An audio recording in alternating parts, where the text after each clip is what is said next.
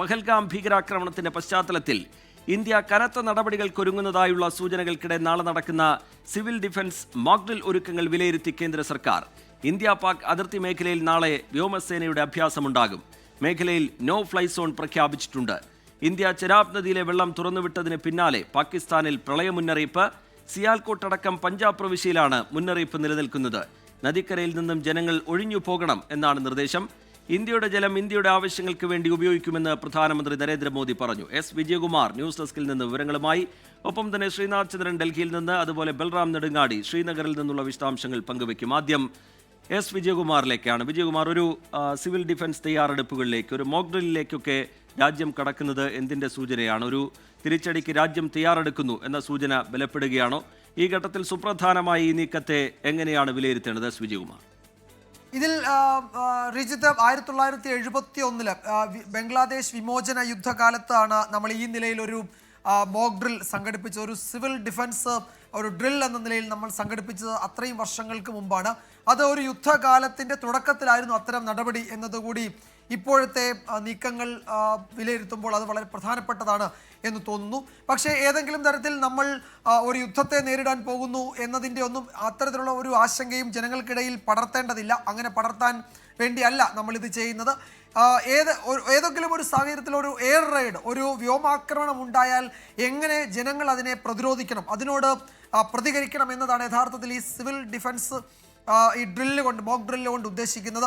അതിൻ്റെ പ്രാഥമിക ഘട്ടമാണ് നാളത്തെ ഈ രാജ്യവ്യാപക ഡ്രില്ല് കൊണ്ട് ഉദ്ദേശിക്കുന്നത്. 259 കേന്ദ്രങ്ങളിലാണ് നാളെ ഡ്രില്ല് വൈകിട്ട് 4 മണിക്ക് നടക്കുന്നത്. അതിൽ മെട്രോ നഗരങ്ങളുണ്ട്. കേരളത്തിൽ തിരുവനന്തപുരവും കൊച്ചിയുമാണ് കേന്ദ്ര സർക്കാർ നിർദ്ദേശിച്ച സ്ഥലങ്ങൾ. പക്ഷേ നമ്മളെല്ലാ ജില്ലകളിലും നടത്താൻ തീരുമാനിച്ചിട്ടുണ്ട്. ചീഫ് സെക്രട്ടറി ജില്ലാ കളക്ടർമാർക്ക് ആ നിർദ്ദേശം നൽകിയിട്ടുണ്ട്.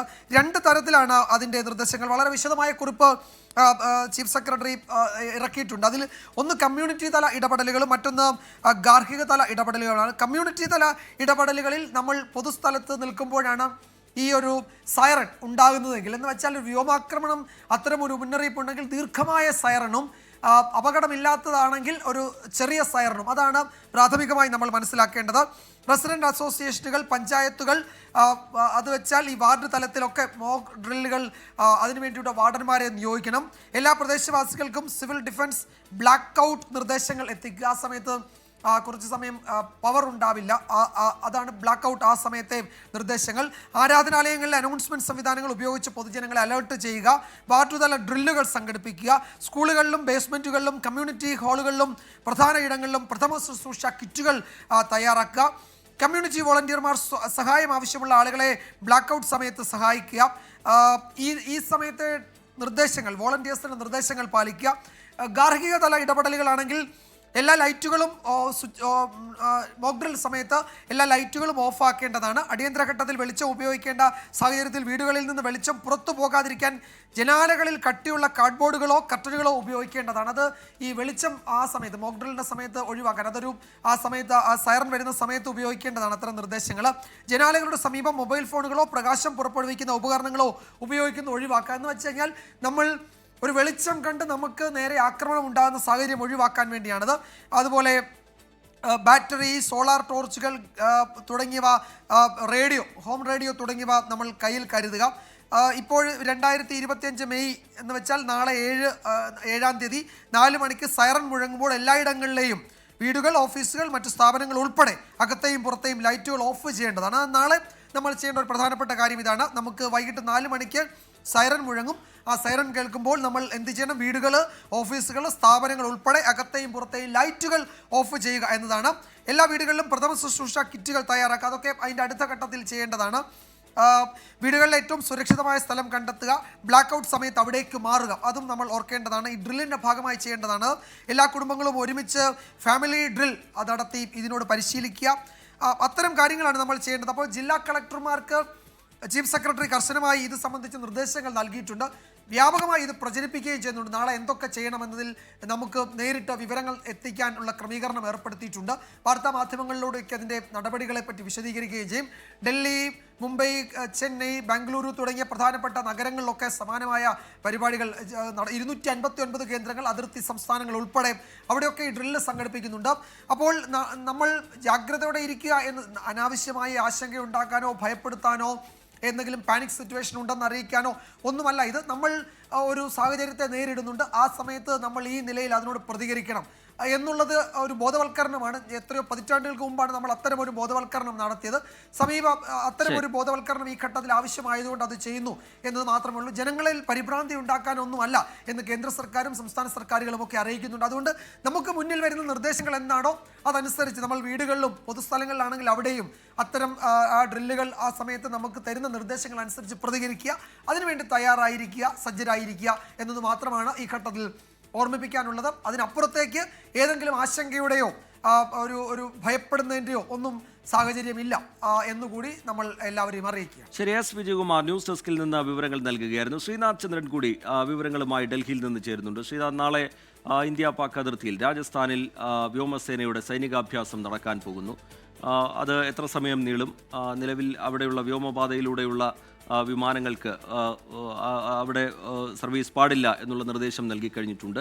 അതിർത്തിയിൽ പാകിസ്ഥാന് തൊട്ടരികെ നടക്കാൻ പോകുന്ന ഇന്ത്യയുടെ വ്യോമസേനാഭ്യാസം അത് ഈ ഘട്ടത്തിൽ എത്രത്തോളം പ്രധാനമാണ് ശ്രീനാഥ്?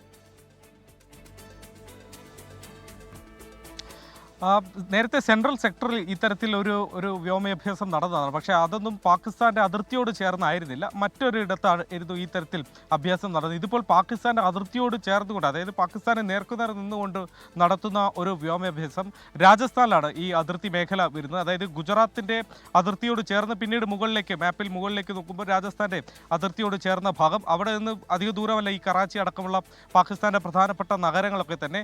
ആ ഒരു പ്രധാനപ്പെട്ട ഒരിടത്ത് വെച്ചാണ് വ്യോമസേന ഈ തരത്തിലൊരു എക്സസൈസ്, ഒരു അഭ്യാസം നടത്താൻ വേണ്ടി പോകുന്നത്. റഫേൽ അടക്കമുള്ള ഇന്ത്യയുടെ കൈവശമുള്ള ഏറ്റവും അത്യാധുനികമായ പ്രധാനപ്പെട്ട വിമാനങ്ങളൊക്കെ തന്നെ, യുദ്ധവിമാനങ്ങൾ ഇതിൽ ഉപയോഗിക്കുകയും ചെയ്യുന്നുണ്ട്. നാളെ വൈകിട്ട് ഏതാണ്ട് 6 മണിയോടെ തന്നെ ഈ അഭ്യാസങ്ങൾ തുടങ്ങുമെന്നതാണ്. പിന്നീട് മറ്റന്നാൾ വൈകിട്ട് വരെ ഈ മേഖലയിൽ ഒരു തരത്തിലുള്ള വിമാനങ്ങളോ മറ്റ് ഡ്രോണുകളോ ഒന്നും തന്നെ പറത്താനോ ഒന്നിനും അനുവാദമില്ല. വ്യോമസേന പൂർണ്ണമായി ഈ ആകാശം അതിനുവേണ്ടി ഉപയോഗപ്പെടുത്തും. ആ മേഖലയിൽ മാത്രമല്ല, ഇതിനോട് അടുത്തുള്ള വിമാനത്താവളങ്ങളിലും ഈ തരത്തിൽ നിർദ്ദേശം നൽകിയിട്ടുണ്ട്. ഈ വ്യോമാഭ്യാസം നടക്കുന്ന സമയത്ത് അവിടെ നിന്ന് ടേക്ക് ഓഫോ മറ്റോ ലാൻഡിങ്ങോ ഒന്നും തന്നെ ആ വിമാനത്താവളങ്ങളിലും ഉണ്ടാകില്ല എന്ന് അറിയിച്ചിട്ടുണ്ട്. അതുകൊണ്ട് ഈ ഒരു സമയത്ത് ഇന്ത്യ നടത്തുന്ന പ്രധാനപ്പെട്ട ഒരു എക്സസൈസാണ്. നേരത്തെ സമുദ്രത്തിലും ഈ തരത്തിലുള്ള അഭ്യാസം ഇന്ത്യൻ നാവികസേന നടത്തിയതാണ്.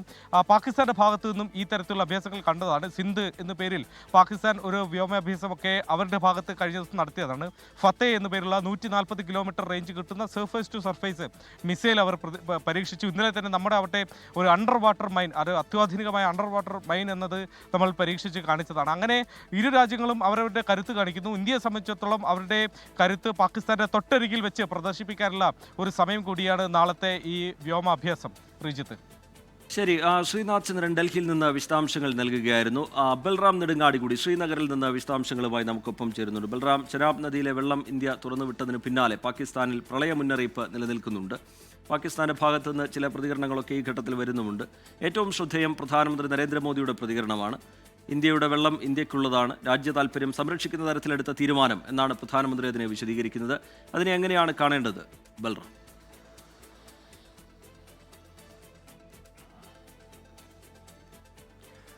റിജിത്ത്, പഹൽഗാം ഭീകരാക്രമണത്തിന് പിന്നാലെ പാകിസ്ഥാനെതിരായ ഇന്ത്യ സ്വീകരിച്ച ഏറ്റവും കടുത്ത നടപടി എന്നുള്ളത് തന്നെ ഈ സിന്ധു നദീജല കരാർ റദ്ദാക്കുക എന്ന തീരുമാനമാണ്. ഇത് പാകിസ്ഥാന് ദീർഘകാലത്തേക്കുള്ള പ്രത്യാഘാതങ്ങൾ ഉണ്ടാക്കുമെന്ന വിലയിരുത്തലുകൾ ഉണ്ടായിരുന്നുവെങ്കിൽ തൊട്ടടുത്ത മണിക്കൂറുകൾ മുതൽ തന്നെ അത് വലിയ ആഘാതം പാകിസ്ഥാന്റെ കാർഷിക മേഖലയിൽ ഉണ്ടാക്കുന്നു എന്നുള്ളതാണ് പുറത്തുവരുന്ന റിപ്പോർട്ടുകൾ വ്യക്തമാക്കിയത്. വറ്റിവരളുന്ന അവസ്ഥ നദിക്കരയിലും കൃഷിത്തടങ്ങളിലും ഉണ്ടായിരുന്നു. കഴിഞ്ഞ 24 മണിക്കൂറിലധികം അധികമായി ചെനാബ് നദിയിലെ വെള്ളം തടഞ്ഞു നിർത്തിയിരിക്കുകയായിരുന്നു ഇന്ത്യ. അത് തുറന്നുവിട്ടതോടുകൂടിയാണ് പാകിസ്ഥാൻ ഒരു ജാഗ്രതാ മുന്നറിയിപ്പിലേക്ക് നൽകേണ്ട സാഹചര്യത്തിലേക്ക് പോയിരിക്കുന്നത്. പ്രധാനമായും പഞ്ചാബ് പ്രവിശ്യയിലെ സിയാൽകോട്ട് അടക്കമുള്ള മേഖലകളിലെ ജനങ്ങൾക്കാണ് മുന്നറിയിപ്പ് നൽകിയിരിക്കുന്നത്. രക്ഷാപ്രവർത്തനത്തിനായി പോലീസും മറ്റ് വിഭാഗങ്ങളോടും തയ്യാറായി നിൽക്കാനുള്ള നിർദ്ദേശവും നൽകിയിട്ടുണ്ട്. നദീ തടങ്ങളിൽ നിന്നും ജനങ്ങൾ പരമാവധി മാറി നിൽക്കണം എന്ന നിർദ്ദേശമാണ് നൽകിയിരിക്കുന്നത്. ഈ കരാർ റദ്ദാക്കുന്നതോടുകൂടി ഇന്ത്യക്ക് പാകിസ്ഥാന് ജലനിരപ്പ് സംബന്ധിച്ചോ വെള്ളം തുറന്നുവിടുന്നത് സംബന്ധിച്ചോ യാതൊരു അറിയിപ്പും നൽകാൻ ബാധ്യതയില്ലാതാകുകയാണ്. ഇത് തന്നെയാണ് ഇത്തരത്തിൽ ഒരു സാഹചര്യം പാകിസ്ഥാനിൽ ആശങ്കയ്ക്ക് വഴിവെച്ചിരിക്കുന്നത്. അതേസമയം ഈ ജലവുമായി ബന്ധപ്പെട്ട് പ്രധാനമന്ത്രി നരേന്ദ്രമോദി ഇന്ത്യയുടെ വെള്ളം അത് ഇന്ത്യയുടെ അവകാശമാണ്, രാജ്യത്ത് തന്നെ പ്രയോജനപ്പെടുത്തും എന്നാണ് അദ്ദേഹം പ്രതികരിച്ചിരിക്കുന്നത്.